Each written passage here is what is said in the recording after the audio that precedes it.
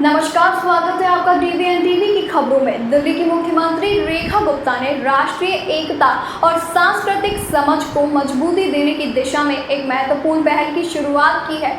उन्होंने रविवार को ये प्रस्ताव रखा कि दिल्ली में अध्ययनरत छात्रों को अन्य राज्यों के छात्रों के साथ संवाद और सांस्कृतिक आदान प्रदान के कार्यक्रमों में शामिल किया जाएगा। ये जानकारी एक आधिकारिक बयान के माध्यम से दी गई है, जिसमें बताया गया है कि इस पहल पर हाल ही में कला, संस्कृति एवं भाषा विभाग के अधिकारियों के साथ हुई एक महत्वपूर्ण बैठक में चर्चा हुई थी। बैठक के दौरान सीएम ने कहा कि दिल्ली के स्कूलों में बच्चों को गैर हिंदी भाषाएं सिखाने की संभावनाएं भी खोजी जाएंगी।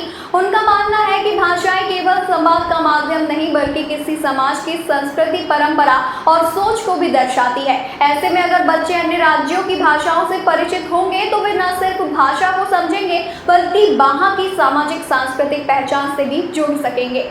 मुख्यमंत्री रेखा गुप्ता ने अधिकारियों को निर्देश दिया कि वे राजधानी में भारतीय भाषाओं के प्रचार प्रसार के लिए एक विस्तृत और व्यावहारिक रिपोर्ट तैयार करें, जिसमें ये स्पष्ट रूप से उल्लेख हो कि किन किन भाषाओं को प्राथमिक, माध्यमिक और उच्च स्तर पर सिखाया जा सकता है।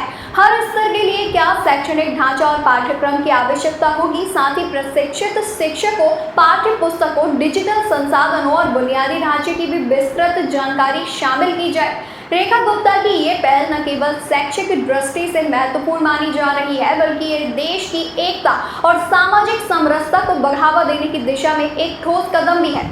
अधिकारियों का कहना है कि इस पर जल्द ही एक विस्तृत कार्य योजना तैयार कर इसे लागू किया जाएगा।